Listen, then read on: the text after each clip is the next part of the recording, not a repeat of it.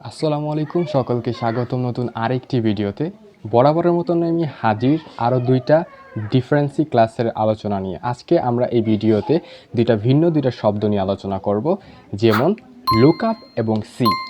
Look up এবং C দুইটা শব্দের অর্থ প্রায় একই অর্থ দাঁড়ালো, এদের মধ্যে ভিন্নতা অনেক অনেক অনেক রয়েছে। তারপরও আজকের এই ভিডিওতে এই দুইটা শব্দ আমি খুব সহজে সুন্দরভাবে সঠিক উপায়ে আপনাদেরকে ভিন্নতাটা জানানোর চেষ্টা করব। তার সাথে সাথে কিছু এক্সাম্পলও আপনাদেরকে দেব, যাতে এই দুইটা শব্দের ব্যবধানটা খুব সহজে আপনারা মনে রাখতে পারেন। তো ভিডিওটির মূল পরে যাওয়ার আগে সকলকে একটা অনুরোধ, যদি নতুন হয়ে থাকেন অবশ্যই এই চ্যানেলটি সাবস্ক্রাইব করতে ভুলবেন না, যদি আপনি আসলে ইংরেজি শিখতে ইচ্ছুক। চলুন প্রথমে আমরা আলোচনা করি লুক আপ শব্দটি নিয়ে।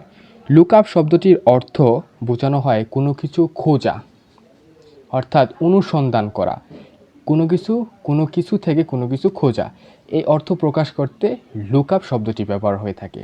অনেক কষ্ট হচ্ছে, তাহলে চলুন একটা উদাহরণ নিয়ে আসি।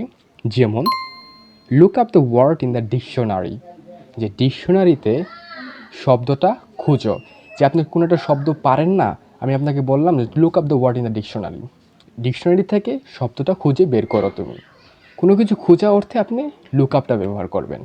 তাহলে এখন সি শব্দটা কী অর্থে ব্যবহার করা হয়? সি শব্দটি ব্যবহার করা হয় তাকানো, দেখা।